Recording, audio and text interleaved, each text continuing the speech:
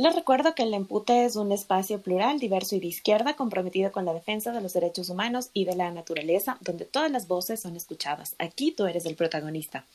No olvides que si quieres formar parte del Empute debes llenar el formulario fijado en nuestro perfil y llenar los datos, que tenemos una cita cada martes a las 21 horas para hablar de temas de interés que no son tratados en otros espacios con voces diversas y plurales que marcan la diferencia. Y no olvides de estar pendiente de nuestros emputes emergentes, como es el de esta noche. Bueno, ahora sí vamos a dar inicio a este empute emergente sobre la huelga de maestros y maestras que quienes formamos este espacio de reflexión teníamos como esta necesidad de escuchar y darles voz a las personas que en este momento están en este mecanismo de protesta.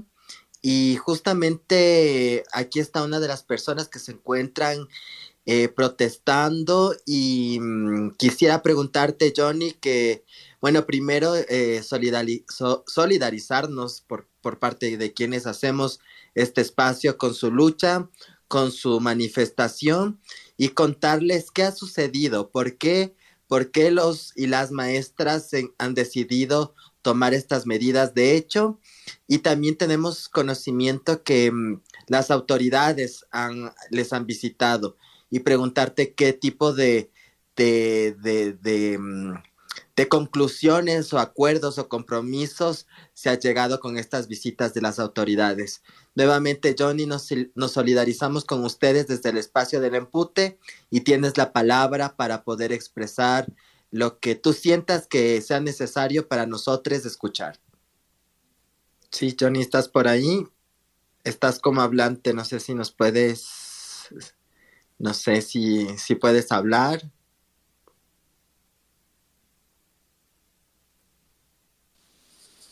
En todo caso, Johnny, podrías reiniciar el teléfono. A veces esta herramienta de Twitter nos juega malas pasadas. Si te fuera posible volver a ingresar al espacio, yo te vuelvo a dar la palabra. Mientras tanto, podemos avanzar, Chris. Perfecto, Dani, muchas gracias. Y Johnny, por favor, trata de ver si podemos solucionar eso, que nos interesaría mucho escucharte y a las y los compañeros que están en la medida de hecho. Bueno, aquí está Leonidas. Leonidas es parte o fue parte de la Comisión de Educación como técnico y litigó en favor de la Asamblea las reformas de la Ley Orgánica de Educación Intercultural en el proceso de la acción de inconstitucionalidad en respaldo del trabajo hecho por la Asamblea.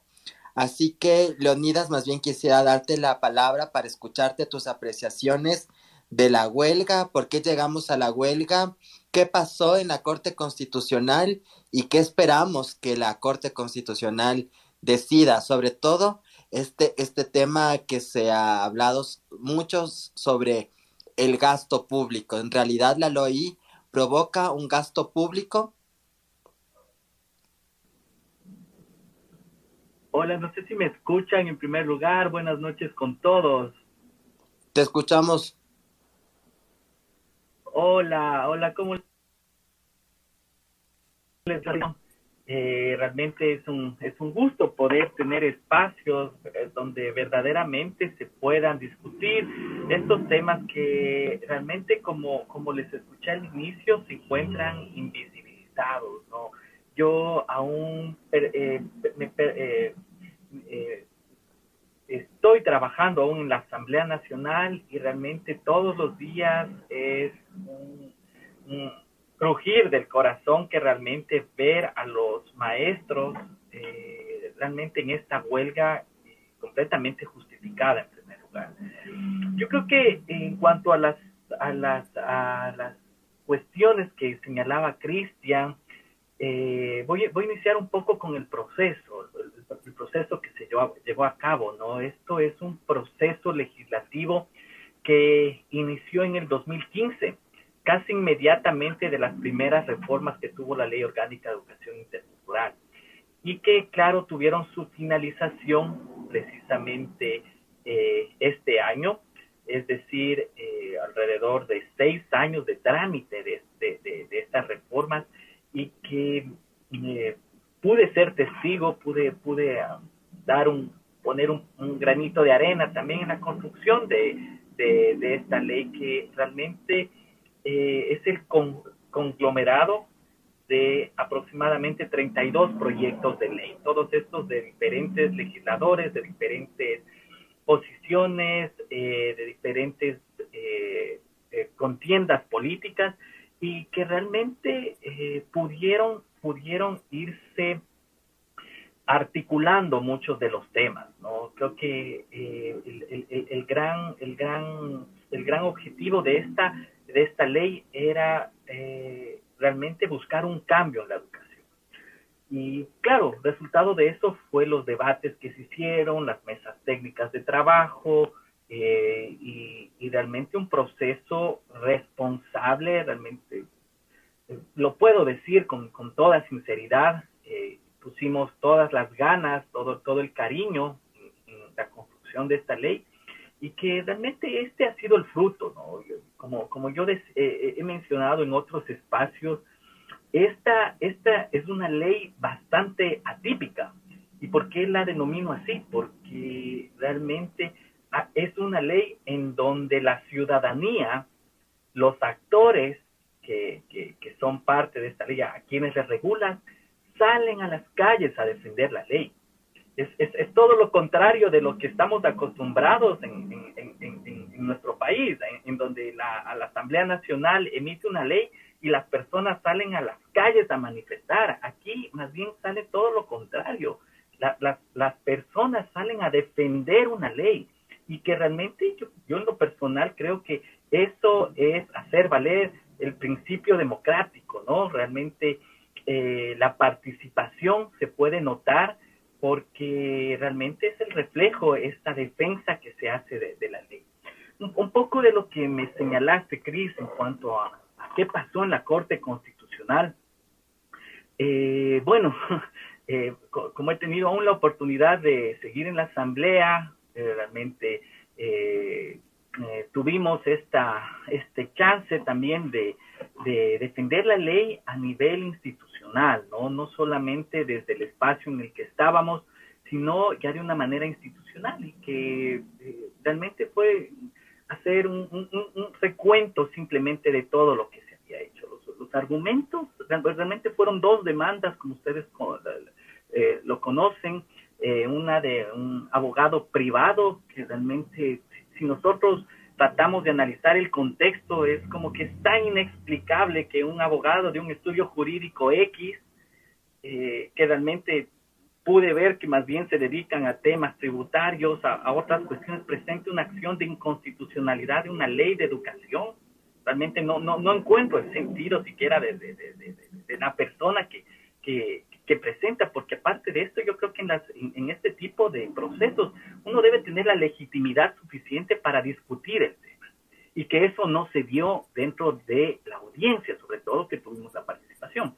Y por otro lado, el Instituto Ecuatoriano de Seguridad Social, en donde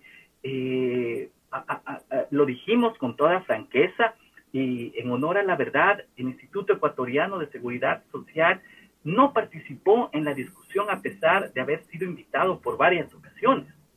Entonces, esa era la gran pregunta que nosotros les hacíamos a los jueces.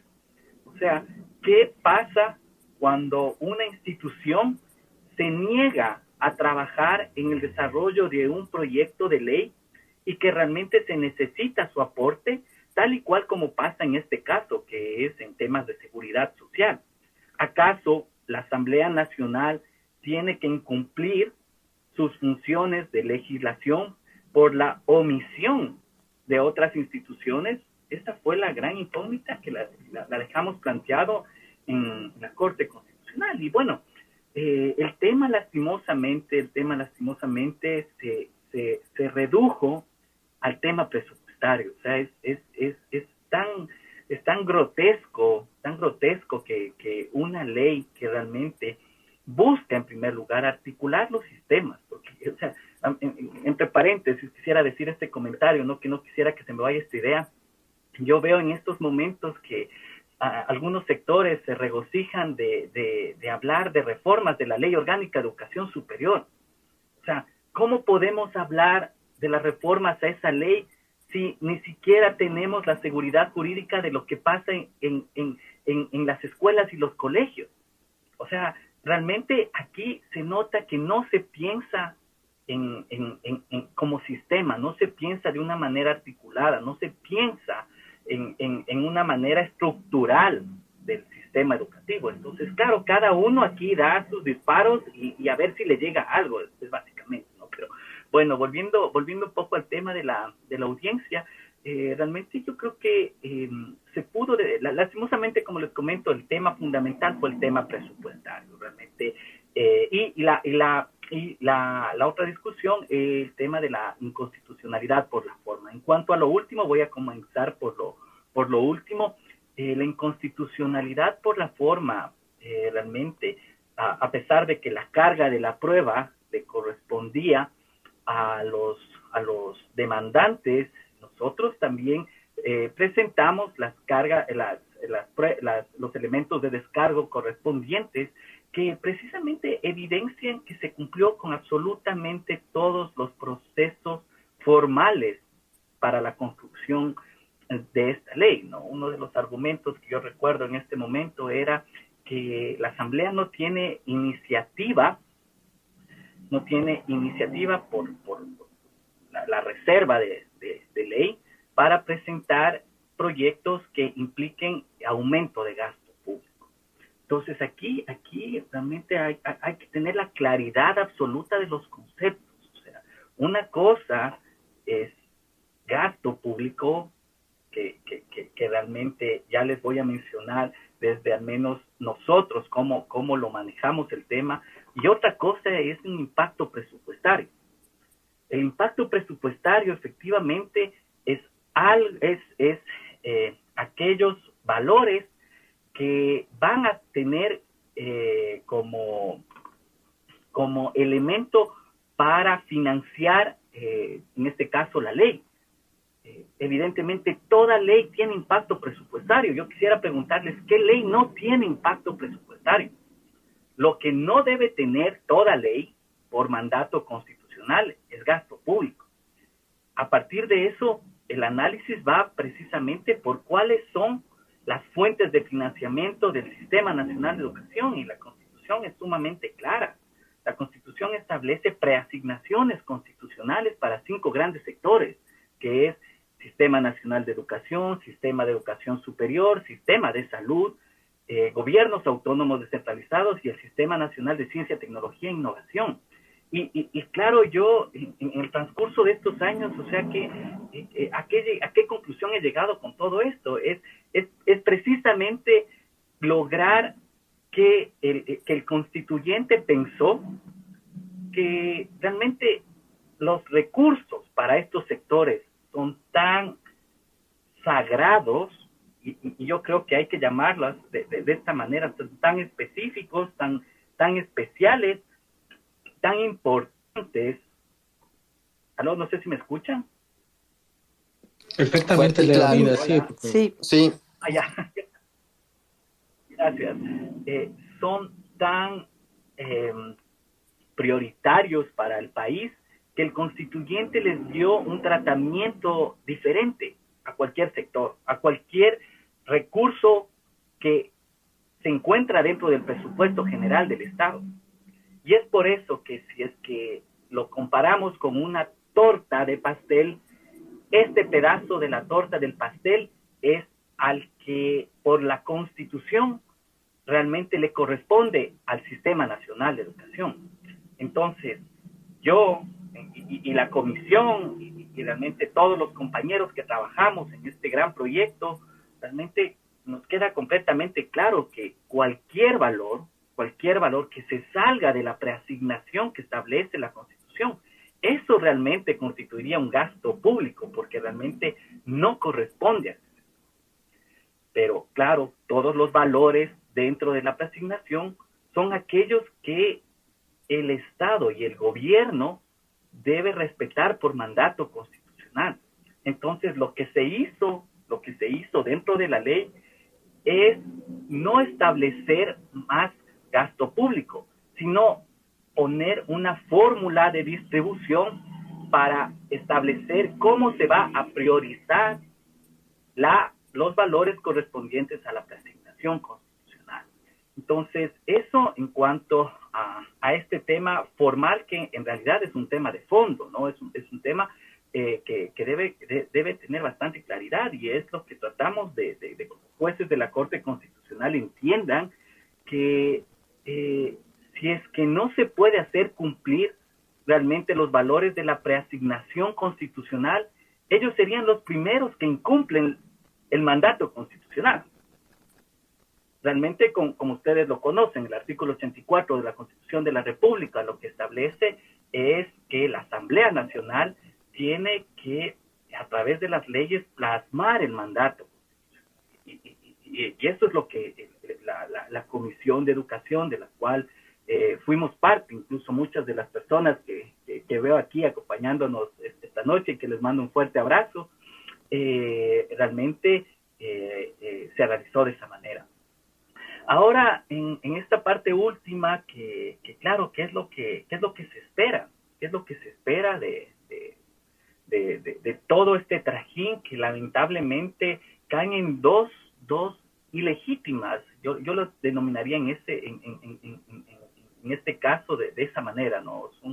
Son completamente demandas ilegítimas que incluso, al menos la segunda, la del Instituto Ecuatoriano de Seguridad Social, caería incluso en un abuso del derecho, porque realmente conscientes de que no participaron, de que no cumplieron su mandato constitucional y legal hay un artículo en la Ley Orgánica de Seguridad Social que establece que deben presentar los estudios actuariales precisamente para analizar los impactos presupuestarios en cuanto a la seguridad social. No lo hicieron. Realmente son los primeros en demandar la inconstitucionalidad por la forma, y precisamente alegaban que ellos nunca han sido convocados. Entonces, realmente los argumentos son muy básicos que fueron presentados. Entonces, yo creo que lo que espera el país, lo que esperan los maestros, lo que espera la Asamblea Nacional en este caso, es precisamente que yo podría comentarles en este caso, no sé si alguien tiene alguna pregunta, alguna duda o algún comentario también. Hola, buenas noches con todas, con todos. Perdón, tuve un problema. Estoy muy agradecida de estar aquí en este espacio. Leo, gracias por acompañarnos. Johnny, sé que tuviste un problema de conexión. Muchas gracias, Rosana, todos los compas que nos están escuchando. Yo quisiera argumentar un poco más, justamente porque sí, también fui parte de la mesa de educación, con Leo, con Vero, con otras personas que las veo conectadas, y yo creo que es muy importante entender qué es el gasto público, que es como el fundamento principal de la acción, ¿no?, por inconstitucionalidad. Primero que nada, ya me estoy súper segura que Leo ya lo dijo, perdón, recién me pude conectar por un problema técnico, pero obviamente pasó todos los procesos de formación de ley como para establecer si existía o no una inconstitucionalidad en su momento, y pues obviamente pasaron todos los procesos en los cuales... ¿Me están escuchando? Me dicen que se cayó. Sí. No, sí, sí, listo. Perfecto. Sí, ok, entonces, gracias. Entonces la cuestión es que pasa todos los procesos, incluso por Corte Constitucional, y absolutamente ningún otro órgano dice que el fundamento es inconstitucional. Ahora, es un grave error pensar que el gasto público es absolutamente lo mismo que el presupuesto general del Estado. O sea, existen las normas claras de finanzas públicas y, por ejemplo, se determina que el gasto público es la totalidad real y proyectada del cálculo de ingresos que tendrá el Estado por año, donde adentro del gasto público, pensando que el gasto público es un elemento grande, gigante, se considerarán los pactados en el presupuesto general del Estado. Recordemos que hay instituciones que son parte del presupuesto general del Estado y hay instituciones públicas que no pertenecen al presupuesto general del Estado. Entonces, pensar que el gasto público es idéntico al presupuesto general del Estado ya es el primer error. Y el segundo error es creer que cuando nosotros colocamos en una ley, digo, perdón, nosotros, yo fui parte y por eso lo voy a hablar así, pero cuando la Asamblea Nacional, dentro de sus facultades que tienen de expedir una ley orgánica para garantizar, desarrollar derechos, y obviamente en este caso reconociendo que la educación es un derecho, pero también un servicio público, ¿qué es lo que tiene que hacer? Tiene que colocar cómo se va a hacer, cuándo se va a hacer, Sí, ¿con qué dinero y de dónde sale? ¿Por qué sale el presupuesto general del Estado? Porque es una de las entidades que el Código Orgánico te determina que son parte del presupuesto general del Estado. Pero el gasto público es el presupuesto general del Estado, es el presupuesto de los GATS municipales que no son parte del presupuesto general del Estado. También está conformado por los del IES, que no son parte del presupuesto general del Estado, y las otras entidades autárquicas, como las otras universidades también, u empresas públicas y un montón de otras entidades públicas. Entonces, el problema principal es el desconocimiento que tienen los mismos abogados de ir, porque obviamente sí escuchamos la defensa del Ejecutivo, desde la Presidencia hasta el Ministerio de Finanzas, Educación, etcétera, diciendo cualquier cosa que no son las leyes de finanzas públicas y confundiendo incluso a la Corte Constitucional, porque se entiende que no tienen por qué ser expertos, pero esperemos que obviamente los compañeros de la Corte Constitucional estén poniéndose al día de qué significa gasto público o presupuesto general del Estado y confunden a la misma Corte Constitucional diciéndoles que es lo mismo. Entonces aquí la cuestión es, no es lo mismo. El gasto público no es presupuesto general del Estado y lo que determina la Constitución es que no se puede aumentar el gasto público. Eso no pasó. Pasó algo dentro del rango del presupuesto general del Estado. Eso. Muchas gracias, Gaby, por tus comentarios y las aclaraciones. Creo que eran importantes complementar lo que decía Leonidas y sobre todo esta suerte de tratar de beneficiarse del propio dolo, de lo que dio la impresión que sucedió con el IES en la audiencia de la acción de inconstitucionalidad y ahora con las explicaciones que dieron los dos, creo que esa presunción creo que está más confirmada.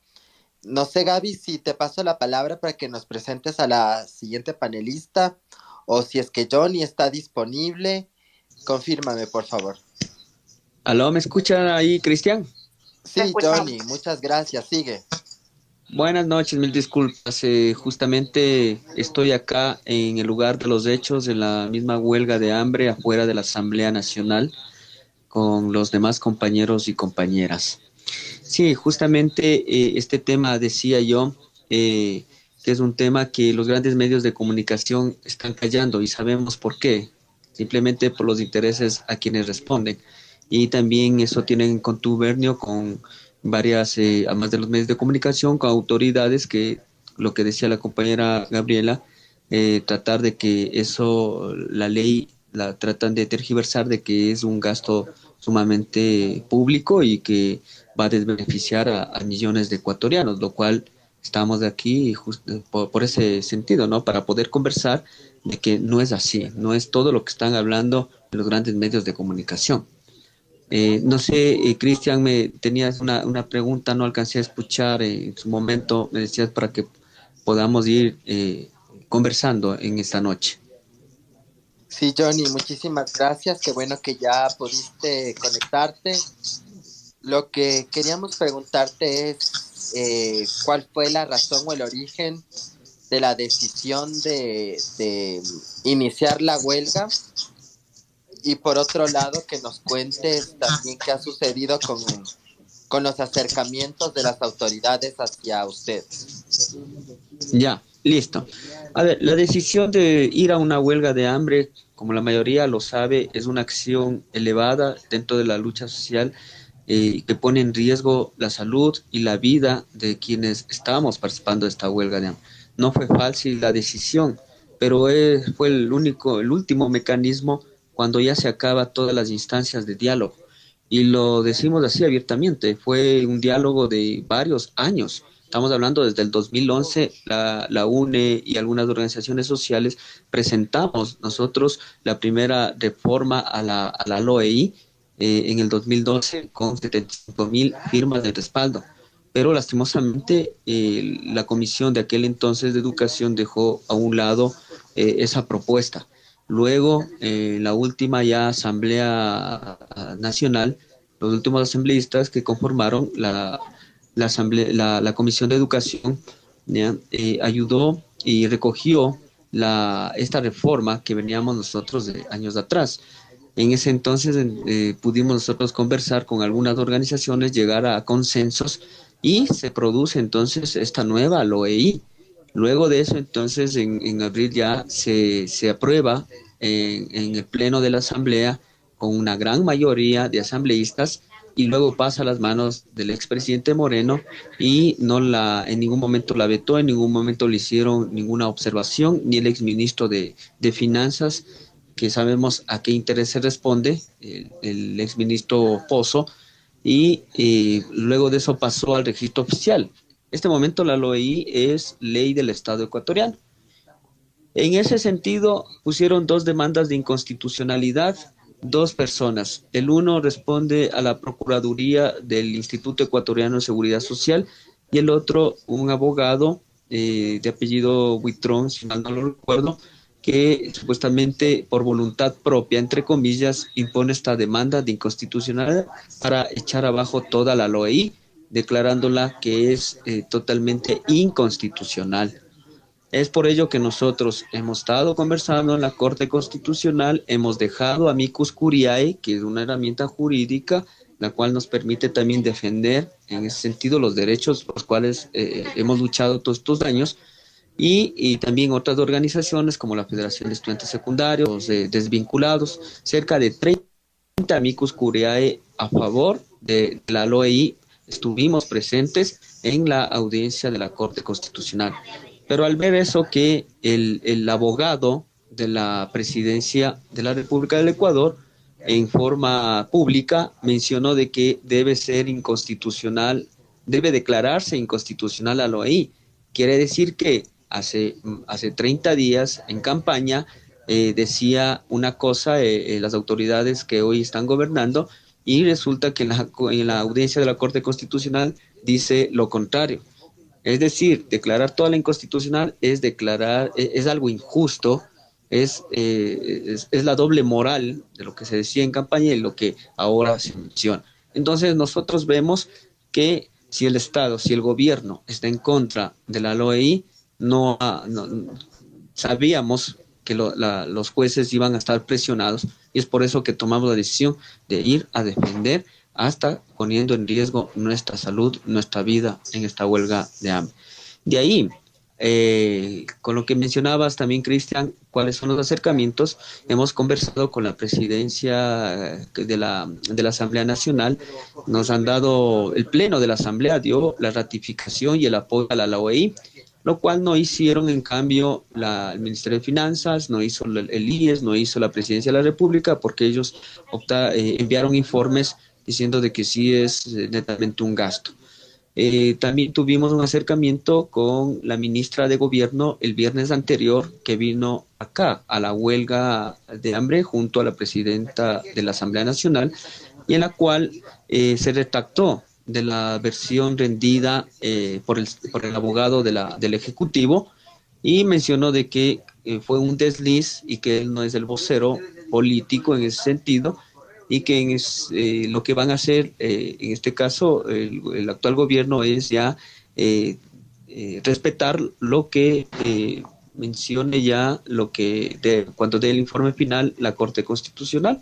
Entonces para nosotros es un paso hacia adelante, porque primero hemos hecho retractar al gobierno, y por otro lado también la gran mayoría debe saber que son 7 provincias que están en huelga de hambre, y ahora, hace pocas horas, luego de una movilización, de un cacerolazo, de una marcha en Guayaquil, se acercó la ministra de Educación hacia los compañeros que están en huelga en Guayaquil, y mencionó lo mismo, que van a respetar lo que diga la Corte Constitucional. Esperamos que no exista ninguna interferencia, ninguna presión por interno, por debajo de las mesas, porque simplemente nosotros vamos a seguir en esta huelga indefinida hasta que la Corte pueda dar un fallo a favor de la educación pública. Muchas gracias, Johnny, por tus palabras. Es más, si es que quisieras expresarnos algo más, cómo está la situación de las y los compañeros, qué tipo de llamado también nos haces a la sociedad entera, qué podemos hacer para solidarizarnos con ustedes, para acompañarles y para juntarnos a sus pedidos. Sí, muchas gracias por los como te escuché al principio, la solidaridad es muy importante en este momento porque justamente esta acción de la huelga de hambre es correr el riesgo, ¿no? Dos compañeros ya tuvieron que salir en ambulancia. El día viernes salió una compañera dirigente de los estudiantes secundarios porque tuvo ya un desmayo y también, además de los dolores de estómago, la cuestión le afectó también al corazón. El día lunes salió también otro compañero docente y de igual manera en ambulancia a una casa de salud urgente. La solidaridad en este momento es muy importante.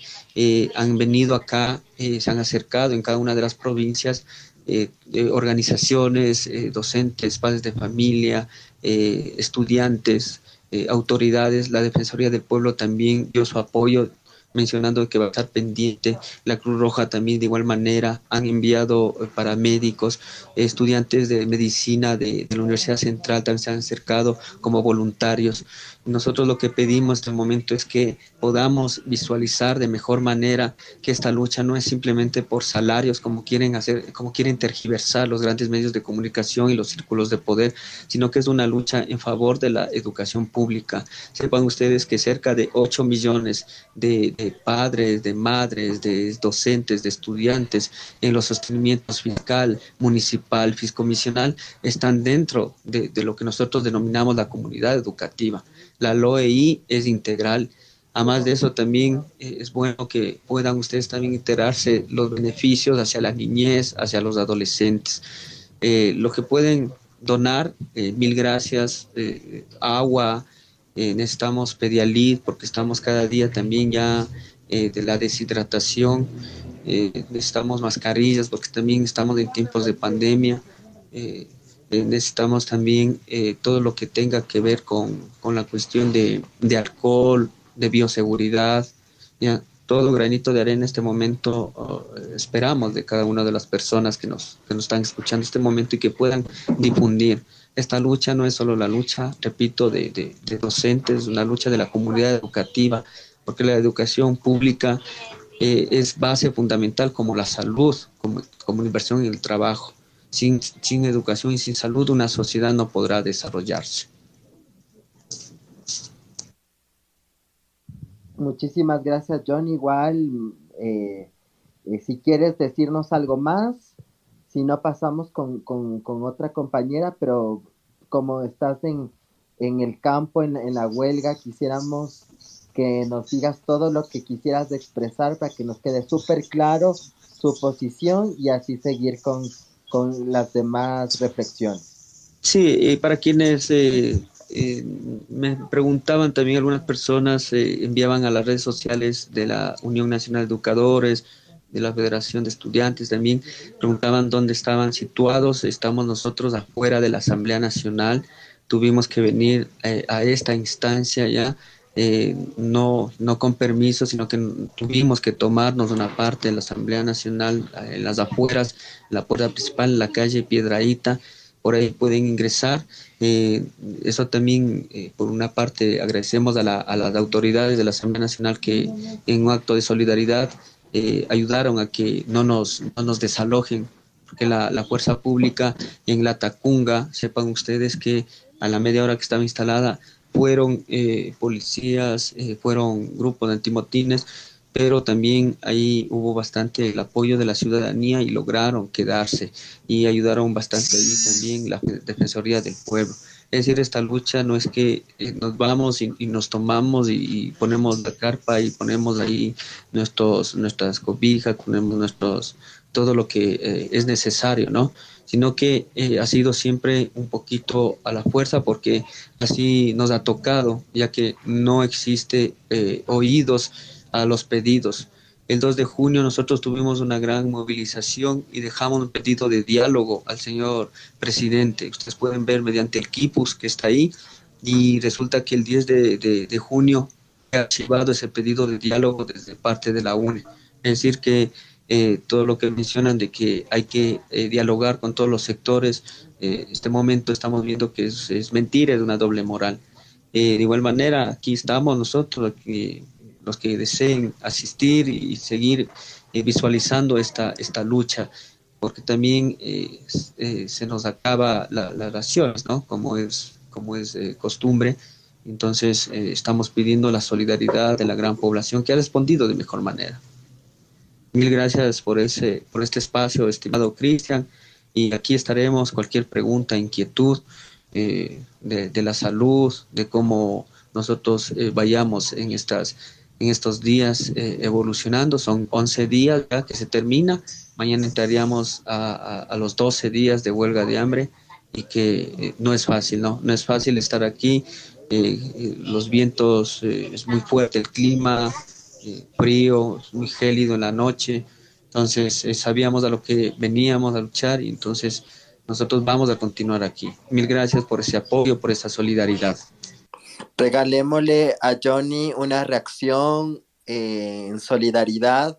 Por ahora es lo único que podemos, pero no olviden de acercarse a las instalaciones de donde están asentadas y asentados los maestros haciendo su huelga, llevándoles como ha solicitado hidratantes, Pedialite, mascarillas, alcohol, agua, justamente para que puedan mantener y luchar no solo por los derechos de ellos y de ellas.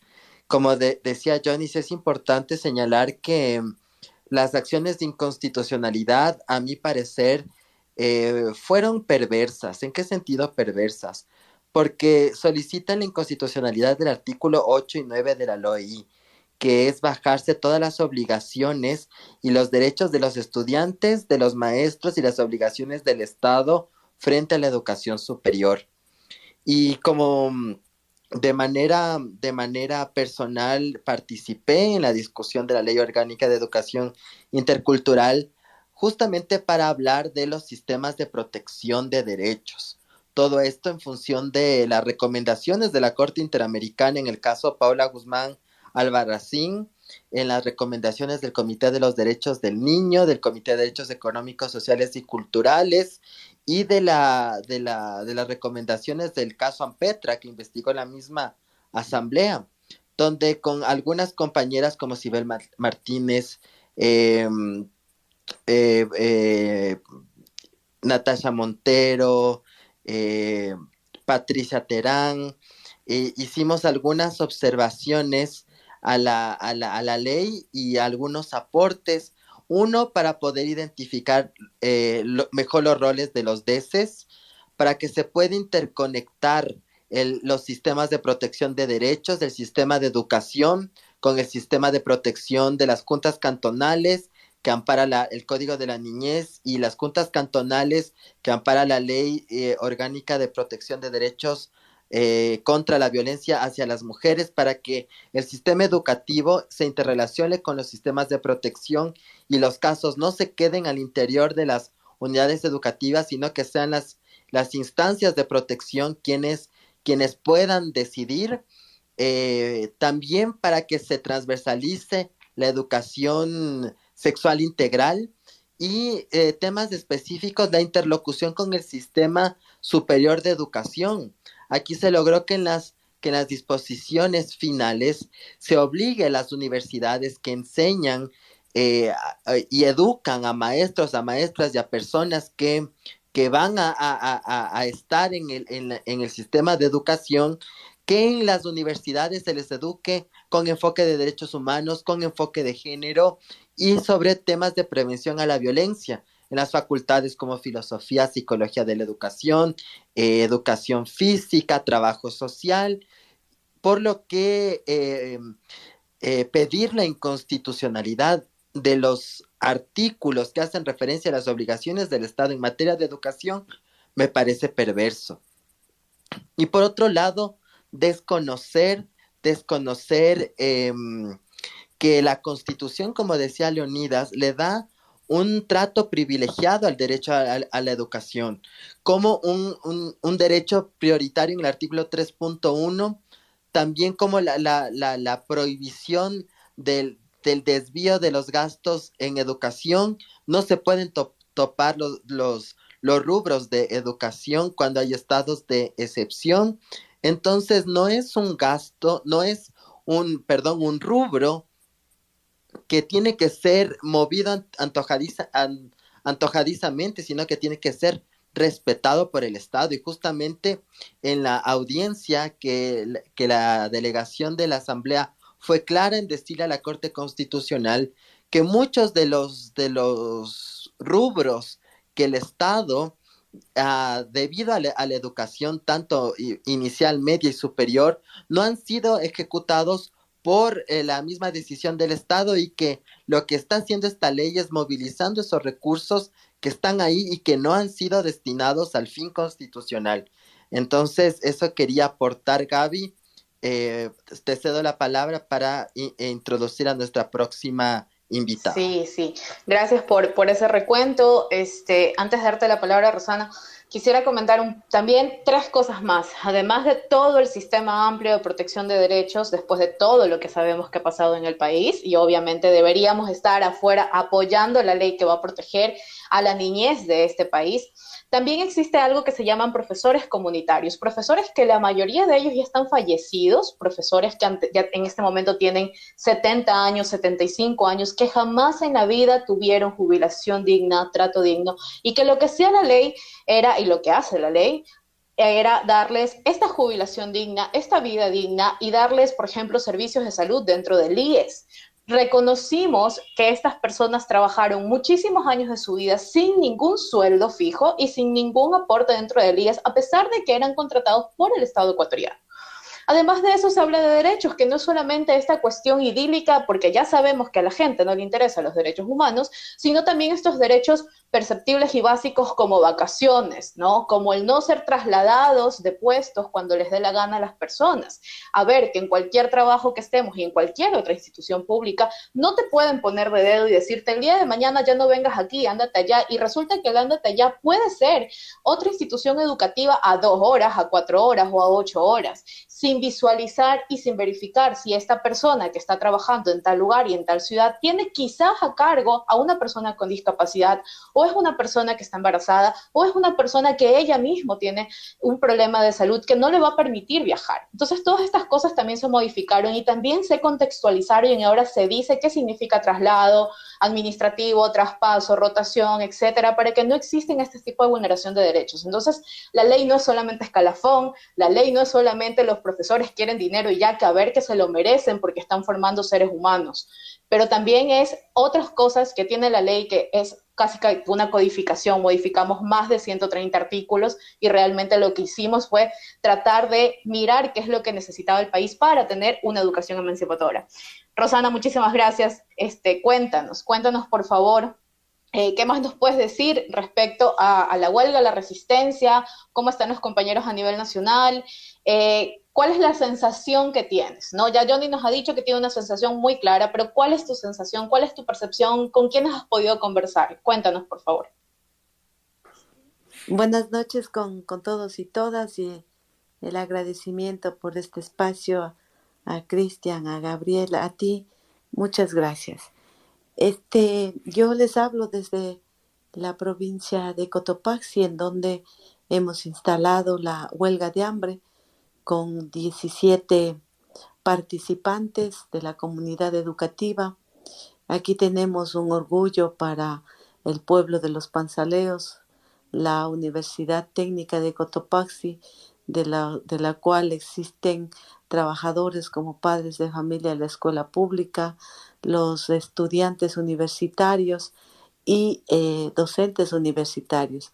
Unidos a ellos, los maestros de la escuela pública, los maestros que no tienen estabilidad laboral, las maestras que estuvieron desvinculados, que están desvinculados, y en general los estudiantes secundarios. Ellos hacen la comunidad educativa aquí en Cotopaxi, y estamos en el atrio de la catedral.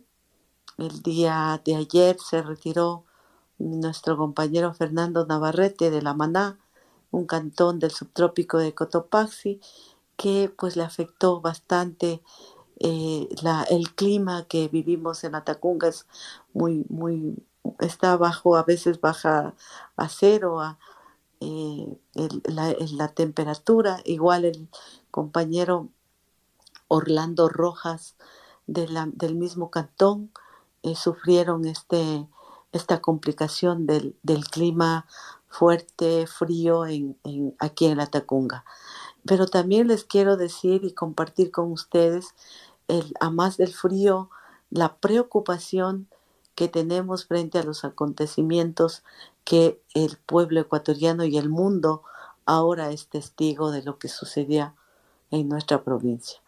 El ataque brutal, nos hemos solidarizado con el ataque brutal, violento, en contra de una mujer uniformada, la violación que sufrió, los maltratos, justamente es porque ni siquiera una mujer uniformada está protegida de estas situaciones, justamente porque no hay los debidos procesos o el debido cumplimiento a una ley, la ley de los servidores públicos de la policía.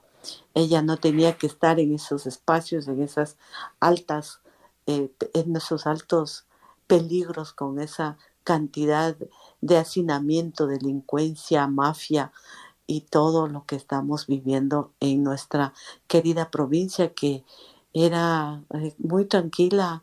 La ciudad de La Tacunga, ustedes podían estar en el Parque Vicente León, en el Parque Santo Domingo, en San Martín, a altas horas de la noche, y no pasaba nada. Nos opusimos en su tiempo con el régimen anterior, esa imposición de la construcción de esta cárcel sin la debida planificación, sin la debida para qué iba a servir. La cárcel está junto a la Panamericana, muy cerca de la Panamericana, lo que le ayuda a estos escapes a esta gente. Dicen que se han vuelto a encontrar a más de 60 reos, pero nosotros estamos con muchas preocupaciones. El presidente de la República estuvo en la ciudad de La Tacunga, en la gobernación, que queda a un costado donde estamos de la huelga de hambre, y supimos, llegó para seguramente hacer algunas decisiones. No recibimos ningún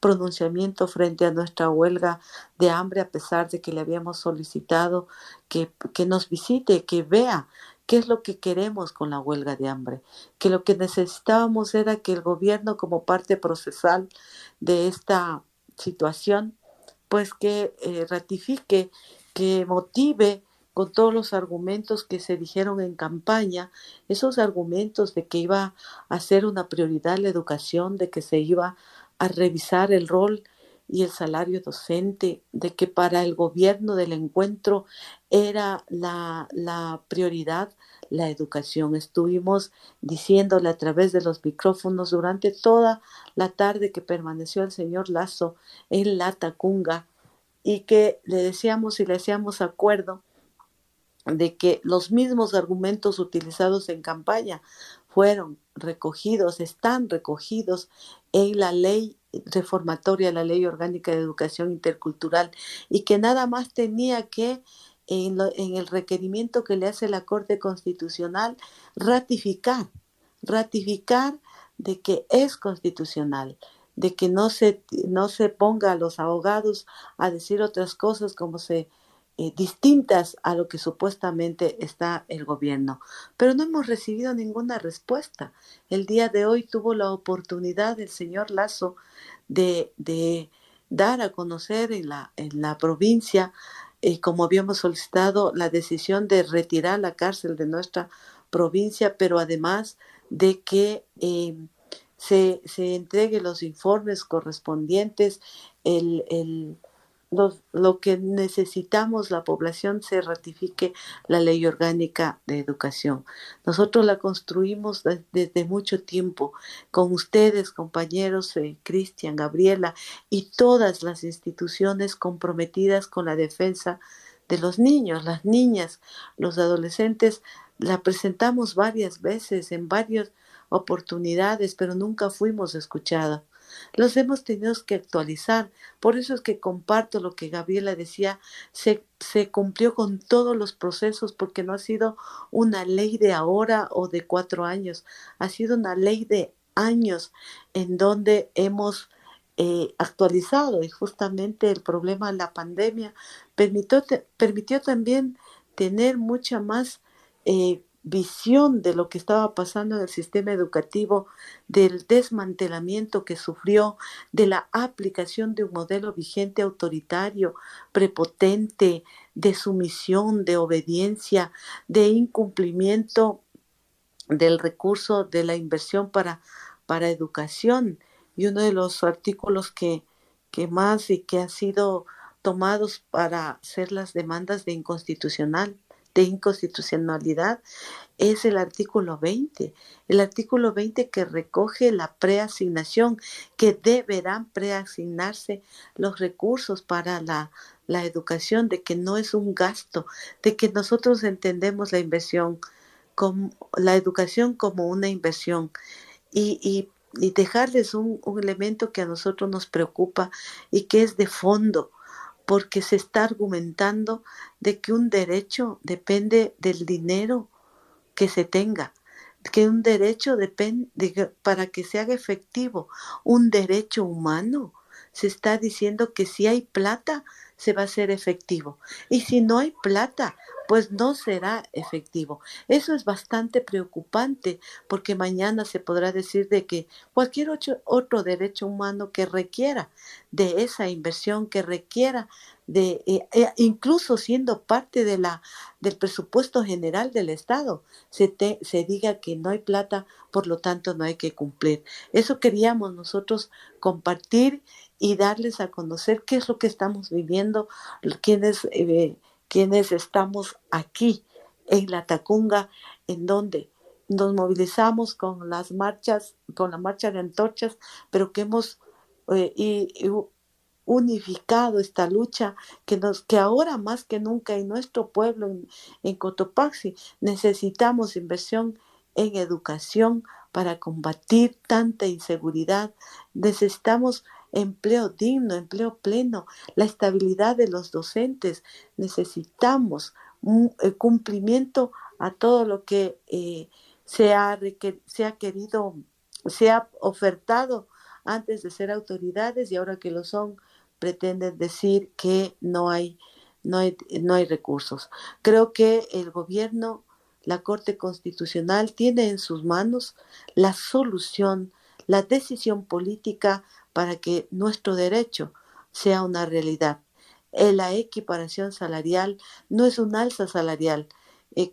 Quizás coincidiremos con Cristian y Gabriela de que no hay un artículo de la ley de reformatoria, la LOEI, que recoja y diga vamos a dar esta alza salarial a los maestros. Lo que existe en los articulados, que es el reconocimiento, la reparación de los derechos salariales que han sido vejados, que han sido dejados de lado, como a los únicos del sector público, que somos los maestros desde junio del 2016. Es reparación, no es alza salarial, es reconocimiento a la titulación, años de servicio, evaluación y capacitación.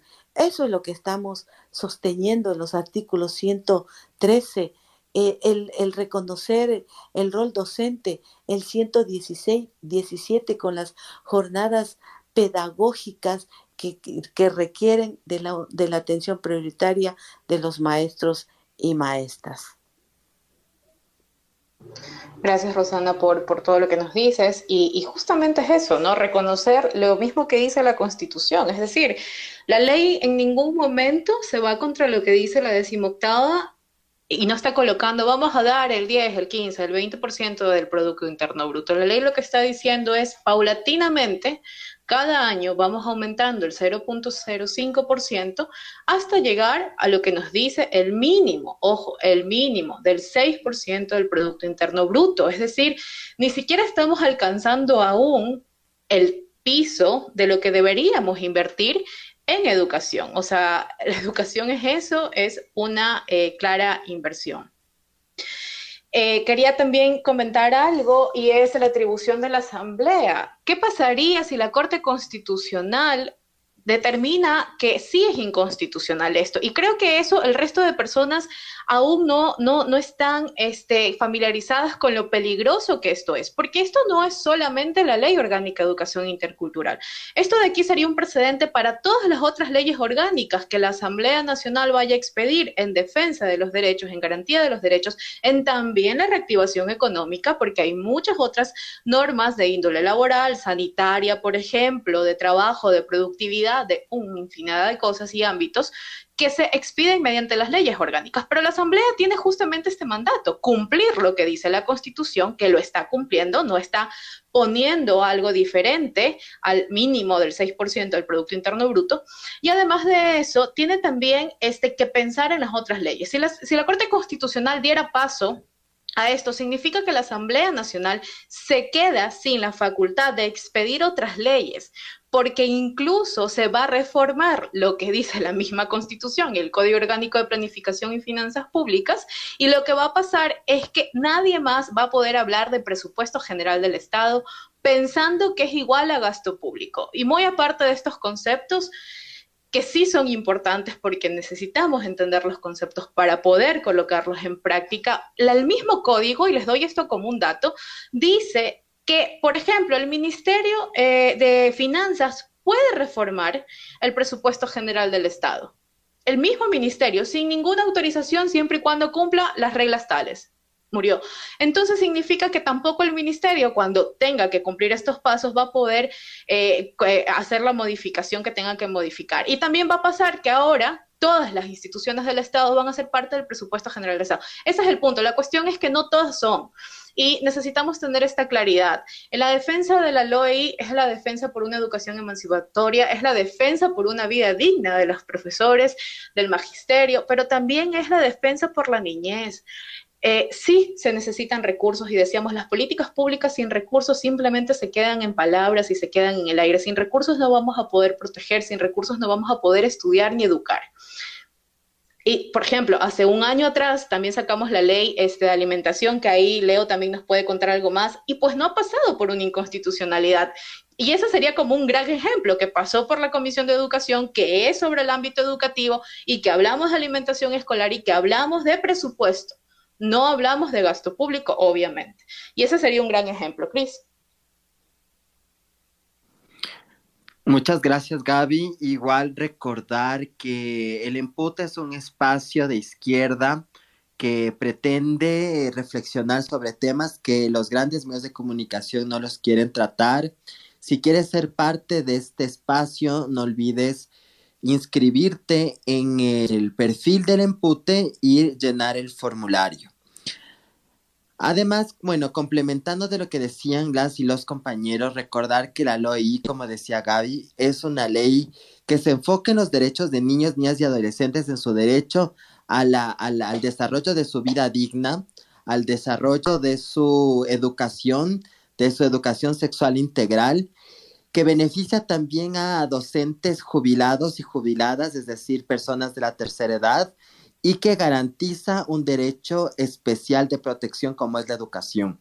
Entonces, protege a dos grupos de atención prioritaria específicos, niñez y adolescencia, y por otro lado también a adultos mayores, y desarrolla la protección de un derecho prioritario por la Constitución como es la educación.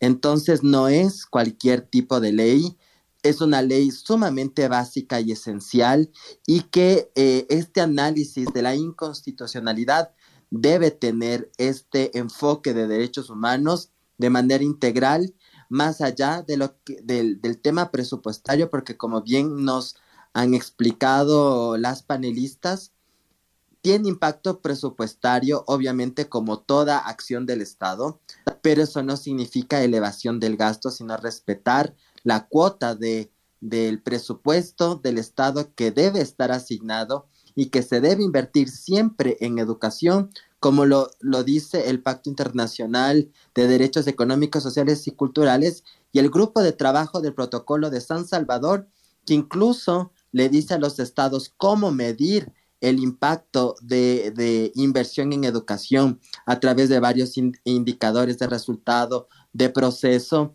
y justamente que el Estado ecuatoriano no ha podido justificar hasta ahora, cómo ha invertido en materia del derecho a la educación bajo los indicadores interamericanos. No sé, Gaby, si hay alguien más pendiente, si no, abrimos el espacio. Bueno, espérame.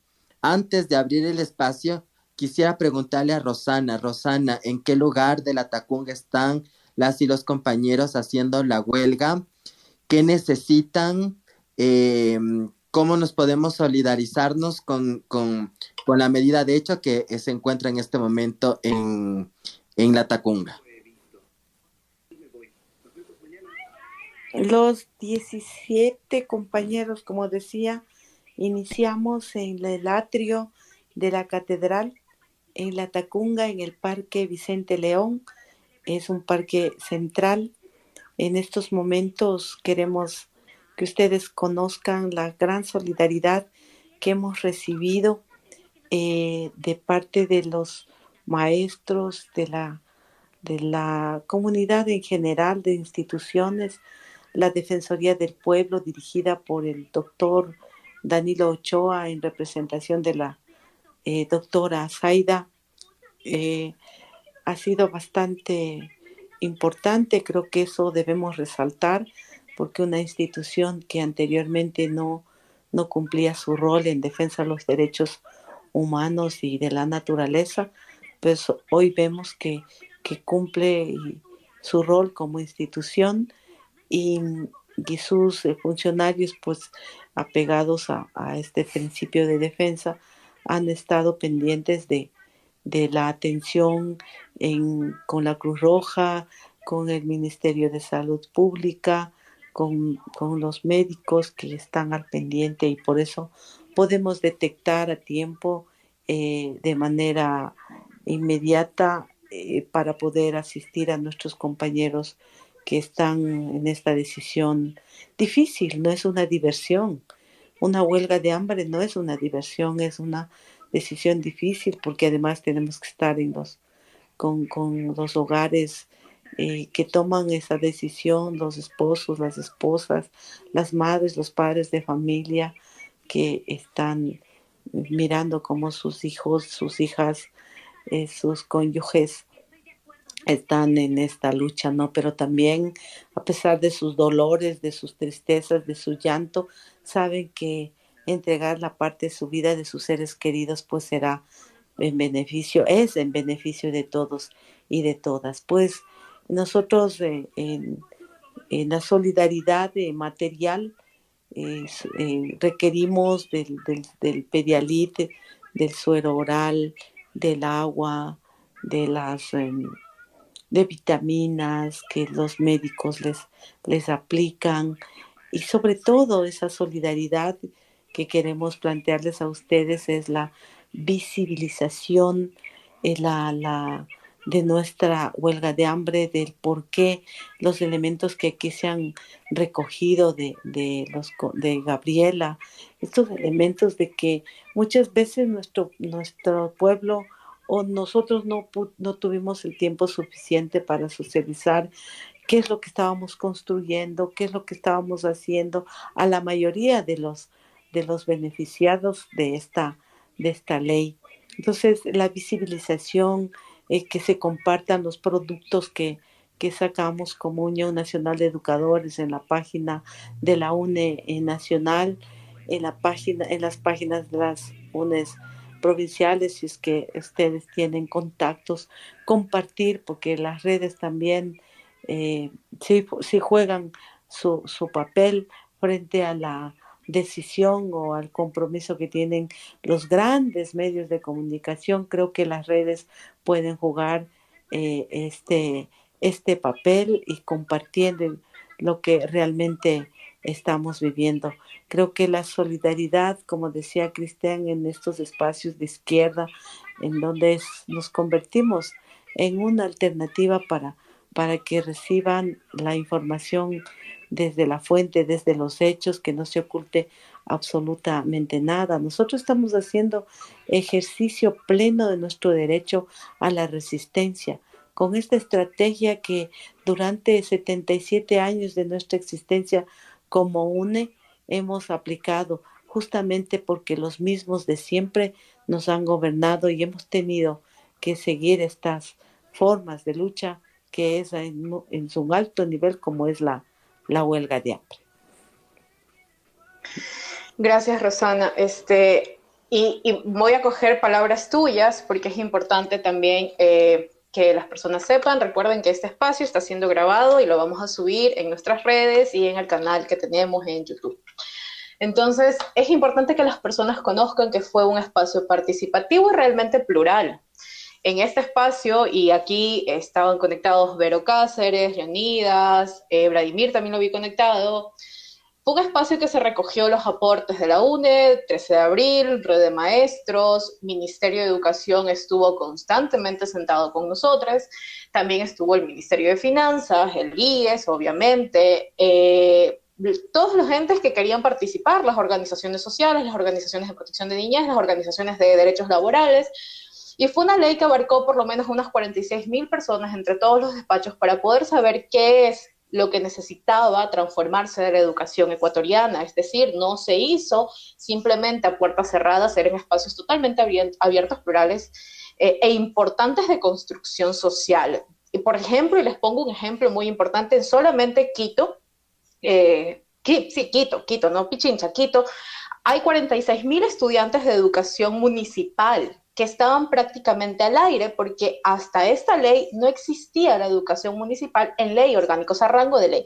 Simplemente se crearon mediante acuerdos ministeriales, lo cual es sumamente peligroso para las estudiantes y los estudiantes que están involucrados en el sistema educativo porque no tienen una ley que les ampare, y también para todo lo que es el magisterio, los docentes, la parte administrativa, etcétera, porque están ejerciendo allí bajo un acto normativo, no bajo una ley orgánica. Eso como ejemplo. Entonces les quería comentar, bueno, este es un espacio de defensa de los derechos humanos de la naturaleza, somos un espacio plural, participativo, abrimos el micrófono, ahora va a estar conversando con nosotros Luisa Daniela Miño, ¿sí? Luisa Daniela Miño, les recordamos que este es un espacio de diálogo dentro de la defensa y dentro de la empatía y la ternura radical. Luisa, cuéntanos. Buenas noches, gracias por darme la palabra. Me parece súper interesante cómo en todas las posturas siempre recalcan que se está defendiendo a la niñez y a la adolescencia, pero se olvidan de decir que la ley está mal hecha y tiene tantos problemas técnicos como, les voy a leer esta definición, o sea, yo no sé quién la escribió, pero realmente a mí no me parece que estamos cumpliendo con el tema de prevenir la violencia, de generar protección en lugar de indefensión de derechos. Un ejemplo, ¿sí?, de todos los errores técnicos va con el artículo 64.3 de la reforma a la LOEI, que dice: el hostigamiento académico es el maltrato cruel que exhibe una autoridad a un docente contra uno o varios estudiantes con el fin de maltratarlo o humillarlo. El maltrato cruel. O sea, ¿eso qué significa? Que en algún momento un abogado de un docente va a decir, claro, mi cliente solo le estaba maltratando con cariño. Fue una nalgada de amor. O sea, no hay una definición que realmente respete ese espíritu de, como dicen, la sentencia del caso Guzmán. O sea, tenemos tantos errores. Me encanta cuando dicen la política pública de prevención de violencia escolar. Les cuento que esta ley crea un observatorio de la violencia escolar sin presupuesto. O sea, es lo mismo que nada. Porque el hecho de que se creen competencias para instituciones públicas significa que también tengo que decirle de dónde va a venir el presupuesto. Y no hay. Tomando lo último que hablaba Gabriela sobre el tema de la educación municipal, de hecho, esta ley, y de lo que no se han hablado en todas las intervenciones sobre la defensa de la ley, es que se crea una nueva descentralización y que se cambian competencias, ¿sí?, que habían dado, en el correísmo eran competencias exclusivas del gobierno central y pasan a los gobiernos municipales. La educación municipal no es que no tenía ley, ¿sí? Pero, ¿qué pasa con esta nueva reforma de la ley? Cambian las competencias, cambia el COTAD y no hay presupuesto. Y no nos dice específicamente de dónde se va a financiar el gobierno autónomo para construir instituciones educativas, para pagar sueldos de los maestros y tantas otras cosas. Y como eso no está claro, pero nadie dice nada, quién sabe, y por ahí también nos suben los impuestos y los tributos del nivel municipal. ¿Sí? Entonces, yo escucho toda esta confusión y que no quieren comprender realmente que hay un incremento del gasto público. Me parece que no está claro que en la Constitución, ya en la ley de 2011, ya se estableció que tenía que incrementarse hasta llegar al 6% del PIB. No se logró. En el momento en el que hubo mayores ingresos estatales y en el momento en el que había mayor viabilidad política, esto es, cuando Augusto Espinosa estaba en el Ministerio de Educación, no se cumplió con esto. Y ahora que estamos en una crisis económica mundial por la pandemia, en una crisis económica que simplemente estamos quebrando empresas, están quebrando, o sea, hay gente que está en el desempleo y realmente estamos en una fragilidad económica y social terrible. Dicen, bueno, no importa, necesitamos que nos incrementen el salario como sea porque ya está esto en la reforma de la ley. Resulta que lo que se analizó a partir del ministro Pozo es que ese incremento de los $800 a los $1,000 es lo que causa un desbalance fiscal.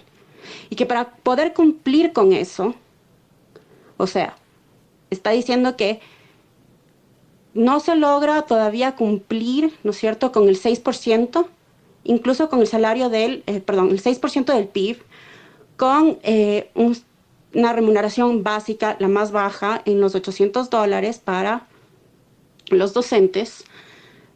El hecho de que intentemos subir a $1,000 el salario sería lo más justo, por supuesto, pero no hay la estabilidad económica y no podemos subir más impuestos. ¿Qué pasa si es que se suben los impuestos para poder cubrir esos $1,000? Se reduce la capacidad adquisitiva de las personas. Se reduce la capacidad adquisitiva de las personas que tienen un salario básico, es decir, que reciben menos de $400 mensuales. Entonces, ahí está el problema.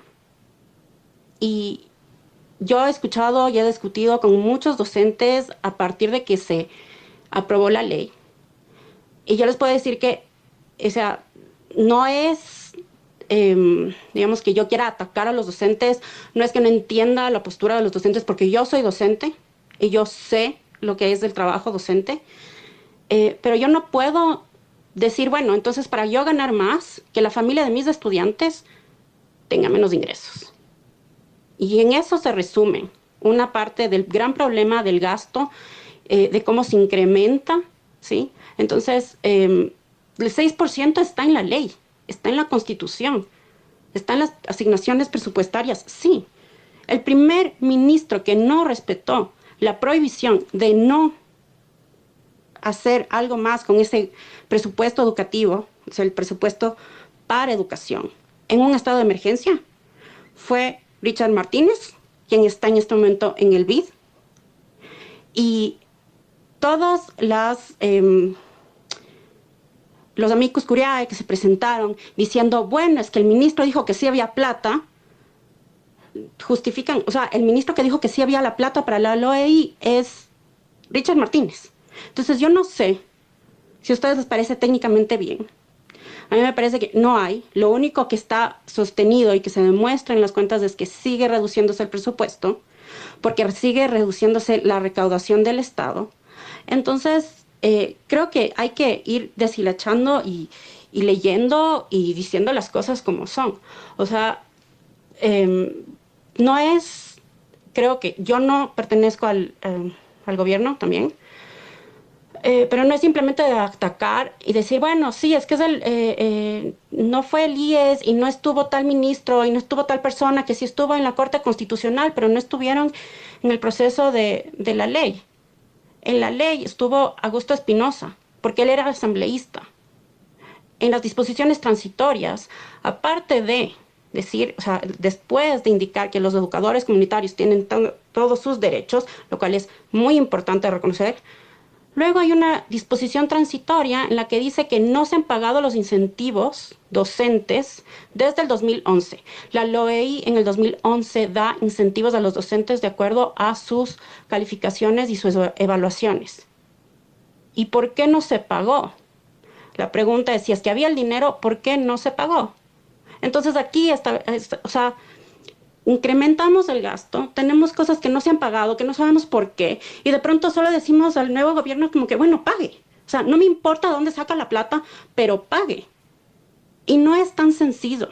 El año pasado, cuando el ministerio vio que no tenía el dinero para continuar con el bachillerato internacional, no podían pagar los programas, no podían pagar las certificaciones, la Corte Constitucional falló a favor de los estudiantes, pero ¿saben qué pasó? Que sí se recortaron otros programas del ministerio. Entonces, tampoco estamos hablando de si es que tendrían que recortarse otros programas y más personal del ministerio. Entonces, me encanta cuando dicen, sí, es la defensa de la niñez, es la defensa de la adolescencia. En esta ley hay una reestructuración de todo lo que es los órganos desconcentrados del ministerio, y como se da privilegio a la contratación docente, eso significa que los técnicos no tienen preferencia para la contratación. Y resulta que los técnicos aquí nos urgen. ¿Cuáles son los técnicos que necesitamos ahorita? DESES, psicólogos, trabajadores sociales, para los DESES y para los UDAI. Entonces, nuevamente, o sea, es algo tan complejo que no es simplemente de ahorita de pensar en necesitamos y exigimos que nos suban el salario a $1,000. Es que necesitamos que se puedan contratar a todos los personal que se necesita en este momento de pandemia, de urgencia, para tratar a los niños, niñas y adolescentes. Se ha incrementado el riesgo de suicidio, se ha incrementado el maltrato, la violencia sexual durante este año de pandemia. ¿Y qué se necesitan? ¿Se puede contratar?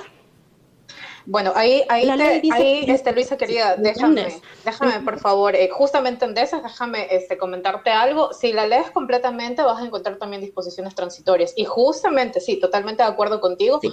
Porque conocemos, ¿no? O sea, más allá de decir que miramos o escuchamos, conocemos la realidad y conocemos la importancia y la necesidad, por ejemplo, de los DESES, y justamente parte del sistema de protección es esa, y justamente también se da una orden y una disposición de contratación al personal técnico interdisciplinario. O sea, ni siquiera es que se dispone psicólogos, por ejemplo, ¿no? Sino obviamente se entiende la necesidad de otro personal técnico especializado.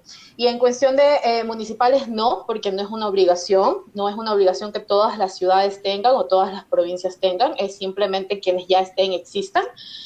Otra cosa es que la ley se está discutiendo desde el año 2015, no en medio de pandemia, pero, o sea, te agradezco esta ahí más que nada para poderte irte respondiendo y poder hacer un debate, ¿no? O sea, para poder ir conversando mutuamente, y no sé, quisiera, por ejemplo, Leo, que nos comentes un poco más al respecto y poder hacer un debate, un intercambio, luego vas tú, luego va Cris, luego voy yo, etcétera, ¿no? Está Rosana conectada también, etcétera.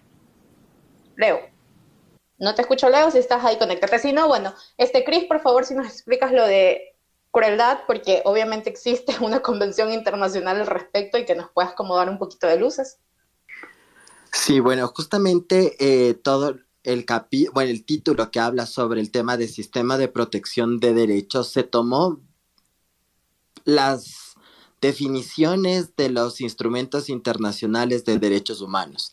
Entonces, en la definición de tratos crueles se asemeja a lo que establece el Comité de los Derechos del Niño respecto a tratos crueles, sobre el tema de hostigamiento y acoso, sobre todo en el ámbito escolar. Se tomó en función de los conceptos desarrollados por la Corte Interamericana en el caso Guzmán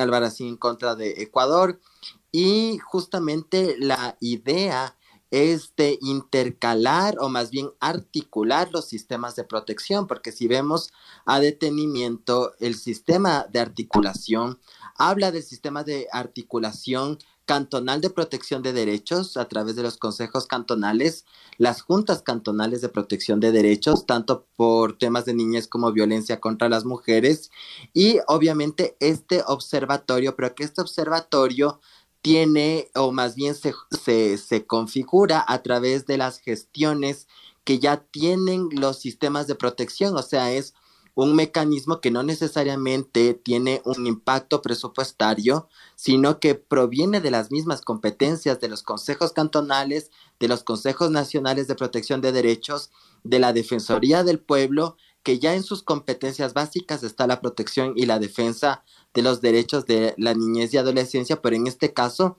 se va a particularizar en el sistema educativo. Por otro lado, se trata justamente de sacar de las instancias educativas el tratamiento de los casos, porque si vemos a detenimiento, vamos a ver que un tipo de formas de violencia que no llegan a ser vulneraciones de derechos, los va a tratar el DECE.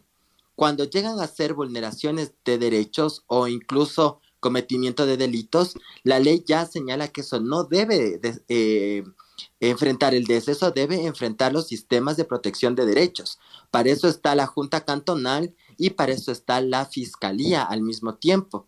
Entonces yo más bien hemos hecho este trabajo a través de las organizaciones de optimizar la institucionalidad y sobre todo con las experiencias que hemos tenido de la violencia dentro de los espacios educativos, es que el tratamiento de los casos no puede todavía o mantenerse dentro de las unidades, sino tiene que salir a los espacios de protección de derechos, que en función de esa lógica y los enfoques de igualdad constitucional, pues tratar de mejorar este alcance de la protección de la niñez. Yo me quedaría hasta ahí, Gaby. Gracias, Cris. Te cuento que Leo sí está conectado y realmente no nos sales. Leo, no nos sales. No sé, Dani, si le puedes buscar. Y un poquito sobre el impacto presupuestario. El último informe que tuvimos fue de Pozo, en realidad no fue de Martínez. O sea, obviamente sí tuvimos informes de Martínez en su momento, pero el último sí fue de Pozo. Ahora, el impacto no es tan amplio cuando primero se considera que hubo un análisis desde el recorte que nos hicieron, obviamente, por pandemia. Pensando en la proyección de los sueldos estabilizados sin el recorte por pandemia, realmente no llegaban ni al 8% de esta supuesta subida. ¿Y por qué digo supuesta subida? Porque no era tan automático. Es decir, ahorita hay profesores que incluso están ganando menos del básico. Sí existen. Son estos profesores que ya están por jubilarse. Son estos profesores que llevan un montón de años dando clases. Ahí está Leo, muchas gracias. Perfecto, te doy la palabra y seguimos, porque tú fuiste también parte de todo esto. Bueno... sí, un poquito quisiera aclarar un par de cosas, ¿no? Veo que incluso Luis ha escrito un tuit de que no manejo mucho estos temas. Bueno, yo quisiera comentarles también un poquito mis antecedentes, ¿no? Yo, bueno, he participado participé en la elaboración de la Ley Orgánica de Educación Superior en el 2010 como representante estudiantil. Participé en la elaboración del Código Orgánico de la Economía Social de los Conocimientos, Creatividad e Innovación, también que desarrolla una asignación del Sistema Nacional de Ciencia, Tecnología e Innovación. Trabajé en las reformas también desde el Consejo de Educación Superior del artículo 23 y 24 de las fuentes de financiamiento del sistema de educación superior, y bueno, creo que algo se aprendió durante estos años pues para poder hablar sobre temas presupuestarios en los sistemas educativos, ¿no? Por otro lado, yo creo que destruir es más fácil que construir, ¿no? Realmente los aportes, como se lo ha señalado, fueron de todos los sectores a políticos, de todos los sectores económicos, de todos los actores partícipes de esta ley, y que realmente se vio completamente respaldada también desde el lado político. O sea, yo creo que hay que hacer una aclaración bien específica respecto a este tema, porque el análisis que se lo fue realizando durante el desarrollo de este proyecto de ley es un análisis que deviene precisamente de la construcción social, pero a su vez acompañada de los análisis técnicos que pudimos ir realizando con las instituciones que nos iban colaborando poco a poco, ¿no? Hay que ser muy, muy claros en este tema. Hubo momentos muy duros dentro de la reforma de esta ley que no contamos con la participación de algunos actores, pero que de una u otra manera el proyecto de ley cuenta con todos los sustentos técnicos y jurídicos, ¿no? Realmente me preocupa un poco lo señalado por Luisa, porque yo no veo un análisis profundo o técnico de los argumentos que ella nos señala. Se me hace más bien escuchar al secretario jurídico de la presidencia estar en la audiencia, se me vino precisamente solamente, pero yo considero que muchos de los aspectos que regula esta ley, y claro, es una ley que ya tiene su tiempo de vigencia, precisamente este año cumple ya 10 años, y que es el tiempo que, de acuerdo a la doctrina del derecho, es el tiempo suficiente para revisar y actualizar la ley a las necesidades sociales, más aún cuando esta ley se encuentra bastante desactualizado. Tomemos en cuenta que los procesos educativos evolucionan diariamente y que realmente nosotros estamos viviendo la necesidad de adaptarnos a una nueva realidad que nos ha traído la pandemia, y que precisamente esta ley tuvo la oportunidad de tomar en consideración todas las problemáticas de la pandemia. O sea, yo les pongo un simple ejemplo, como fue el desarrollo a nivel legal de algunas modalidades, como la modalidad en línea, que realmente no tenía un sustento, ni la modalidad híbrida no tenía un sustento legal. El Ministerio de Educación realmente, con todas las buenas intenciones, incluso fue más allá de lo que podía ir a nivel de ley. Pero claro, nadie, absolutamente nadie, tiene una responsabilidad de lo que está pasando ahora en el país, pero sí tenemos la responsabilidad de tomar medidas, y es lo que realmente la mesa legislativa de educación y toda la Asamblea Nacional, lo puedo decir, se puso al hombro el trabajo legislativo.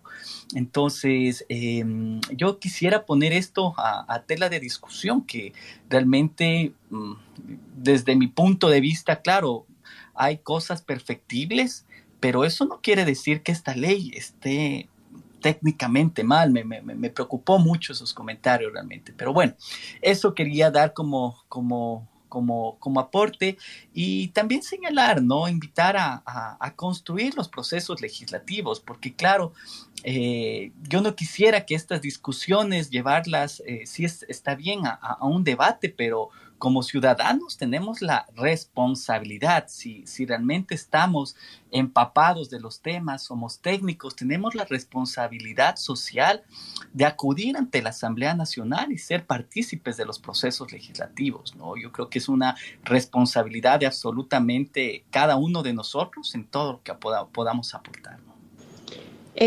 Bueno, qué pena que no te gusten mis argumentos, son técnicos. Yo soy abogada, máster en políticas educativas, y llevo estudiando el tema de violencia escolar por más de 10 años, no más.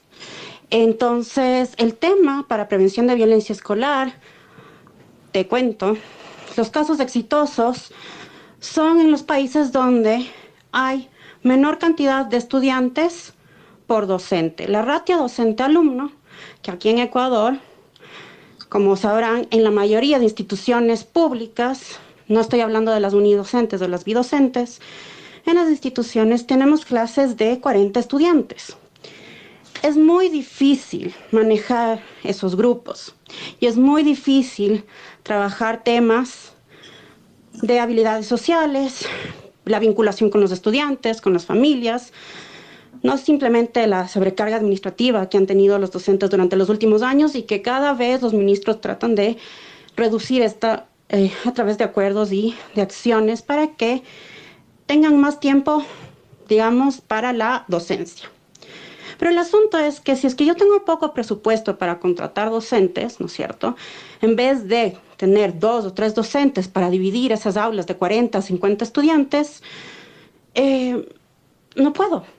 Porque ahora estoy pidiendo que, si bien yo sé que necesito más docentes, me están pidiendo que le aumente el salario al docente. Entonces, si yo tengo $1,600, digamos, que me podría alcanzar para contratar a 2 docentes, si es que se sube el salario, se va a contratar solo a un docente. Por ejemplo, temas prácticos que están en la LOEI desde el 2011, era el tema de conectividad en las escuelas, dispositivos para los estudiantes, para los docentes, y hasta ahora no se logra hacer. ¿Por qué? Porque es muy complicado, primero, darle infraestructura de la fibra óptica a todos los lugares, el tema de energía, pero además el tema de la contratación pública, la ley de contratación pública, tiene límites sobre la disposición de los bienes públicos, y el hecho de que el Ministerio de Educación compre tablets y computadoras tiene bastantes problemas. Ha sido uno de los problemas que ha tenido el Ministerio de Educación durante la pandemia.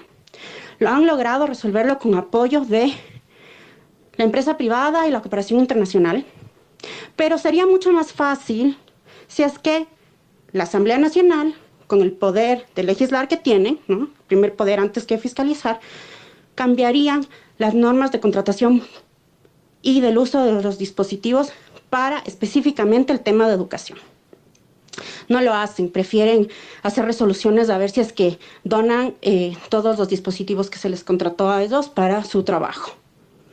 Entonces, el año pasado también en la ley humanitaria, sin entender cuáles eran los problemas realmente para poder dar conectividad a los estudiantes y a los docentes, también dijeron, ay, no, es obligación del Estado, pero nadie hace un cambio realmente de las normas de contratación y dan al Ministerio de Educación las facilidades para que puedan cumplir todo el tema de conectividad. Es complejo, pero no queremos hacernos esas preguntas. Es mucho más fácil solo decir, es que hay que defender la ley porque la ley defiende los derechos de los niños o los adolescentes y hay que reclamar los derechos de los maestros. Entonces, a mí me parece también que estamos olvidándonos de otra cosa. El tema del acceso a las instituciones educativas. Hay competencias que no le corresponden al Ministerio de Educación y se están reclamando actualmente. Por ejemplo, ya en la LOEI del 2011 se habla del carnet estudiantil. Argumentos que se dieron en la audiencia diciendo por qué se tiene que respetar la LOEI del 2021 es que se garantiza el derecho al carnet estudiantil para que el transporte escolar o el transporte público sea más barato para los estudiantes. A mí me parece súper importante que los estudiantes tengan su carnet, que tengan una identificación que son estudiantes, ¿no es cierto?, que puede facilitar muchas cosas, la vacunación, por ejemplo. Pero resulta que la competencia de transporte es de los GATS, no es del gobierno central y no es del municipio. Y resulta también que estamos dejando de ver que hay lugares en los que no se puede acceder más que caminando en panga, en burro. O sea, hay tantas cosas que no le corresponden al Ministerio de Educación. Todo el tema de caminos, juntas parroquiales y gobiernos autónomos descentralizados municipales. O sea, se piden unas cosas que no le corresponden al Ministerio de Educación. Y entonces están en la ley, sí, y están las competencias, sí, pero no hay la plata.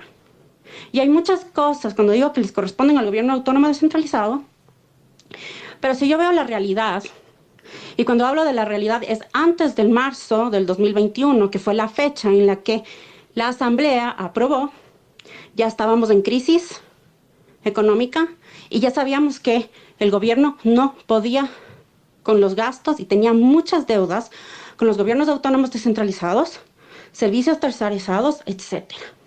Entonces, a mí me parece importante que también pongamos en claro que la Asamblea aprobó la ley en marzo del 2021 y el momento en que Lenin mandó sin vetar, no tengo idea por qué, esta ley al registro oficial fue el 10 de abril. El 10 de abril, que es decir, las vísperas de las elecciones presidenciales, donde nadie iba a estar con cabeza para ver si es que estaba bien o mal la ley, o festejemos, porque sí, solo les voy a decir 10 cosas: se trabaja en las bibliotecas escolares, se sube el salario a los docentes, se incrementa, se desarrolla más normativa sobre los DESES y sobre la prevención de violencia escolar. Pero si yo te digo así, en una forma muy de marketing político, qué chévere, pero nada más. Entonces yo sí creo que estuvo mal la actuación de la Asamblea, yo sí creo que estuvo mal, porque Luisa, muchas gracias por cuestión tiempo y por cuestión hora. En realidad son casi a las 11 de la noche. Muchísimas gracias porque nos dices todo esto. Muchísimas gracias porque sigue siendo tu percepción como ciudadana. Yo creo que es muy importante recalcar: en ningún momento, al menos yo no recuerdo, y sé que me conecté un poquito tarde, pero nadie habló de la empresa privada o nadie habló en contra de la empresa privada. Todo bien, la empresa privada está para eso, para también ser un ente de desarrollo económico dentro del país. Ahora me preocupa un poco y el tema que decías del número de alumnos por aula, porque en realidad, gracias, porque estás dando la razón a la ley. Estás dando la razón en qué sentido. No es verdad que existan 40, existen 60 alumnos muchas veces. Y justamente el problema que existe es que aquí en el Ecuador ya no hay algo que se llama higienistas educativos. Los higienistas educativos son los profesionales en educación, porque sí, yo también soy abogada y tengo un máster en educación, además de otros títulos por allí, que eran las personas aptas que te decían, por ejemplo, el aula tiene que estar construida con estas medidas, el pizarrón tiene que estar en tal lugar, las ventanas tienen que ser de tal forma, más allá del diseño, incluso cuáles son los materiales a usar, cómo deben ser las sillas, cuántos estudiantes de acuerdo al metro cuadrado deben existir, cuál es la distancia de cada silla que debe tener, cada pupitre, como se llama, que debe tener, cuánto es el límite máximo que dentro de una institución, en un perímetro de 50 por 50 pueden existir. Sí, es verdad, justamente eso también lo tomamos en consideración y por eso si sigues leyendo la ley, sí dice que se necesita tener un número específico de mínimo o máximo por aula por todos los problemas que acabas de decir, totalmente de acuerdo. Además de eso, también se establece no un régimen especial, quienes hacemos compras públicas, sino una forma especial de adquisición de compras públicas, porque también lo vimos, totalmente de acuerdo contigo, nos dimos cuenta que no se podía, las instituciones educativas de todo ámbito, poder contratar, comprar, etcétera, como deberían poder hacerlo dentro de la libertad, la autonomía y el ámbito de su competencia, que es educación, ¿no? O sea, no estamos hablando que van a comprar bloques o van a hacer carreteras, estamos hablando de libros electrónicos, estamos hablando de software, estamos hablando de, en pandemia, dispositivos electrónicos, etcétera, pues también sí, eso se lo colocó. Dentro del acceso a educación, algo que nos preocupaba muchísimo es el asunto de cómo ingresan, más allá del sistema, ¿no? Y olvidémonos de ser bachiller porque de eso no vamos a hablar. Más allá del sistema, se estaban obviando temas muy importantes. Por ejemplo, cuando tú entras al sistema de protección de víctimas, muchas veces te obligan y te obligas tú mismo como víctima, obviamente, por tu resguardo, a irte de la provincia, ¿no? A trasladarte a otra provincia. Y lo que pasaba es que en la mitad del transcurso del año te decía el Ministerio de Educación, me refiero por la política pública general, no porque el Ministerio de Educación te diga eso, ¿no? Sino por cómo es el ente rector, y está bien, es perfecto, era una parte de la planificación del ministerio, te decía, mira, sabes que no puedes entrar en esta fecha, tienes que entrar en tal fecha, o puedes entrar solamente hasta, qué sé yo, antes de dar exámenes, a pesar de que el estudiante incluso puede ser que ya haya dado 2 exámenes y que porque su mamá fue víctima o el estudiante fue víctima, tuvo que trasladarse a otra provincia. Eso también se contempló.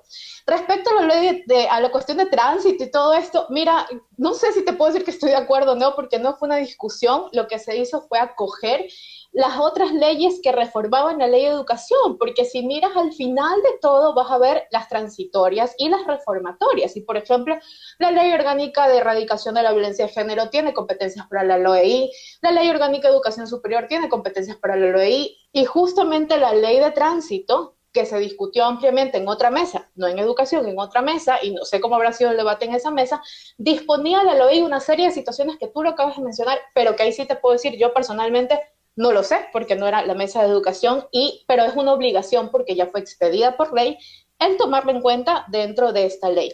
Pero yo sí estoy de acuerdo contigo en todo esto, en que obviamente sí, estás diciendo que se necesitan recursos necesarios para poder establecer esta cuestión del número de alumnos, la cuestión de cómo se van a movilizar en zona fronteriza, por esta cuestión de las magníficas escuelas del milenio.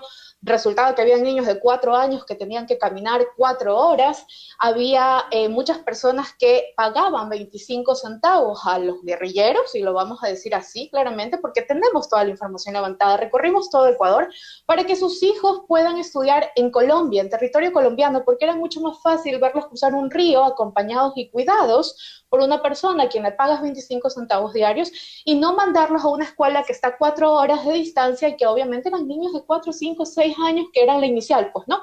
Y obviamente niños más grandes que incluso dejaban de estudiar. Cuando pensábamos en la comunidad, hablamos mucho de la educación comunitaria y cómo es las formas participativas que son totalmente diferentes a las prácticas en la urbanidad. En la ruralidad, muchas veces los profesores rurales, quienes han estado allí, soy hija de educadores en realidad, mi padre formador de maestros, maestro de maestros, simplemente era como estas personas que se hacían parte de la comunidad, que iban a enseñar, pero que también eran parte de la comunidad, que también iban a pescar, que también iban a sembrar, que también iban a hacer cosas con la comunidad, porque no puedes llegar al alumno, y tú lo sabes perfectamente porque eres educadora y eres profesional en esto, no puedes llegar al estudiante si no tienes este vínculo, ¿no? Este vínculo con la comunidad, con su familia, con el entorno, etcétera. Entonces, sí, muchas gracias por tus aportes. Yo creo que vamos a cerrar, Cris, por la hora, pero cuéntanos, Cris, por favor, tu cierre, tu apreciación y qué es el empute. Cris, estás como oyente. Dani. Bueno, creo que tenemos un problema técnico. Muchísimas gracias a todas las personas que han estado conectadas hasta esta hora. Como saben, el empute es esto, el espacio de ustedes. Ahí está, ya. Me votó. Bueno, muchas gracias a todas las personas quienes nos han escuchado. Igualmente reiterar mi solidaridad y nuestra solidaridad a las y los docentes que están en pie de lucha por sus derechos y por los derechos de las niñas, niños y adolescentes, de los docentes jubilados, por la educación como derecho, como un derecho privilegiado de nuestra Constitución, y sobre todo bajo esta lógica que en efecto las leyes tienen que proteger derechos. Y creo que eso es la máxima que nos debe llevar en un Estado constitucional de derechos y justicia, que los derechos humanos y de la naturaleza son el centro de todo, es la centralidad de la gestión pública. Y es por eso que estos espacios están destinados a darles voz a esas personas que luchan por los derechos de todas, todos, todes, como las maestras y los maestros, que son quienes nos ayudan a educar a nuestros hijos y a nuestras hijas, y son este motor movilizador que muchas veces no es reconocido adecuadamente. Entonces, agradeciendo y solidarizándonos, cerramos este empute, y cuando lo subamos a las plataformas virtuales, a YouTube, lo pueden escuchar para volver a analizar lo que hemos debatido el día de hoy. Se agradece que se hayan quedado hasta tan tarde, y no olviden, si pueden, dejar estos insumos que pidieron así los docentes en los lugares donde están haciendo su huelga. Nos quedamos con esto, muchas gracias y les mandamos un abrazo de ternura radical. Nos vemos el próximo martes para hablar de gordofobia.